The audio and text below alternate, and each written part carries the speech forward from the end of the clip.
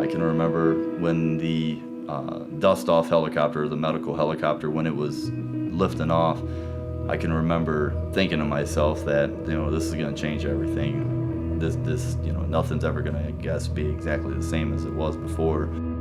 I really had a hard time transitioning back home. I went back to where I lived, grew up in Michigan, but I wasn't the same guy I was when I left before the Army.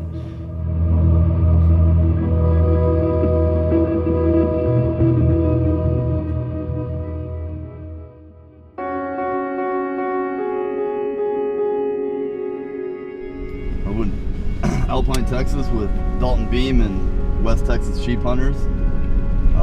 Down here on a Colors of Heroes hunt. Sent me down here for Veterans Day, and pretty excited. We're gonna go out here, get to a spot, do some glassing, and try to get on a nice big Aoudad sheep. See if we can put them down.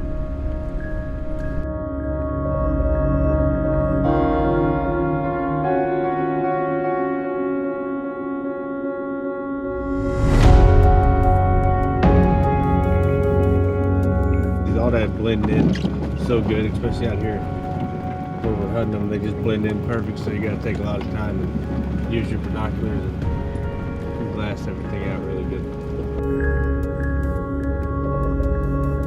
I have this bluff right here. It's all the way across that, drops down, and there's a bowl right behind the bluff. Okay, there's that one tree. Yeah, okay. The skyline. Skyline tree, go down and to the left right there in that grassy area.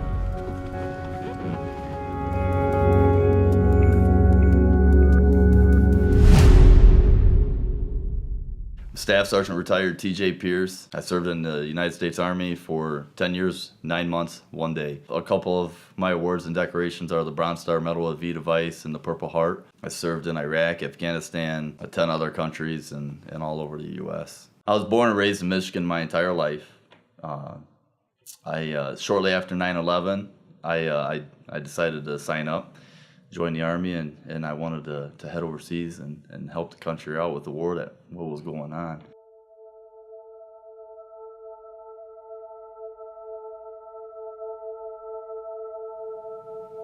On August 27th, 2009, I led a patrol deep into the mountains in Afghanistan, and my patrol took heavy fire. Ultimately, we lost half the patrol, and we received heavy fire and were nearing being overwhelmed for approximately 22 hours.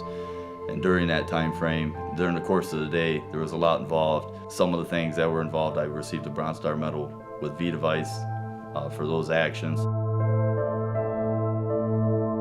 A couple weeks later, on September 12th, 2009, two of my Afghan National Army soldiers were wounded. And after we called in a medevac helicopter to come and get them so we could get them back to a U.S. aid station to get treatment, myself and my teammate, Sergeant Martin Dabelinj from the Latvian Army, we were carrying them to the HLZ, or helicopter landing zone. And during that time, I received gunshot wounds to my left thigh and my right hip. That was really, without me knowing immediately, that was really the beginning of the end of my time as a forward observer and everything that I had set out to do. I can remember when the dust-off helicopter, the medical helicopter, when it was lifting off, I can remember thinking to myself that, this is going to change everything. This, nothing's ever going to, I guess, be exactly the same as it was before. It was, I don't know, about 6 weeks, maybe 8 weeks until the wound had fully closed, and the muscles had kind of had time to regroup themselves, and the leg was a lot better. There was still some residual damage, and I still, to this day, get a lot of pain from it, depending on the weather and how much I push it. The fact that it could have hit an artery, or could have just snapped my leg in half, or I could have got shot in the head, or there's a million other things that could have happened that would have been worse. So really, I'm just fortunate. Man upstairs is looking out for me.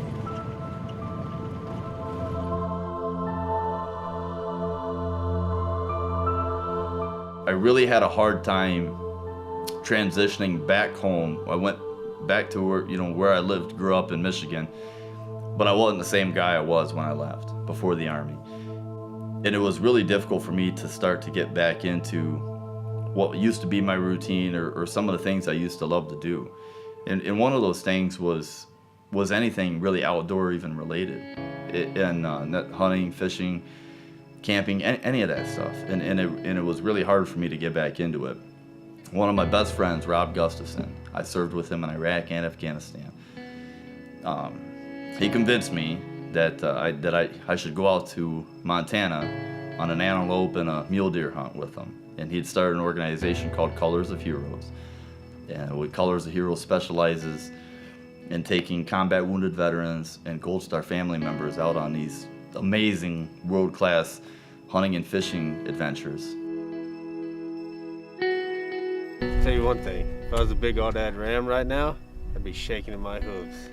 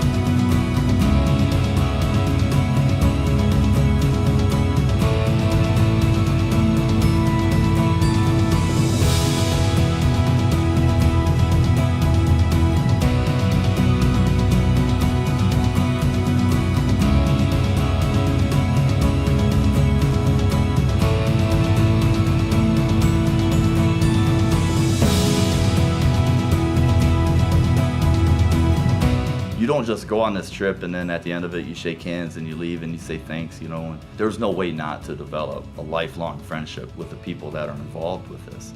And to this day, all of Colors of Heroes, hunters and fishers, and these people that went on these adventures, they're still in contact with all of these people that they got to have this experience with, and it's really made a big impact on them.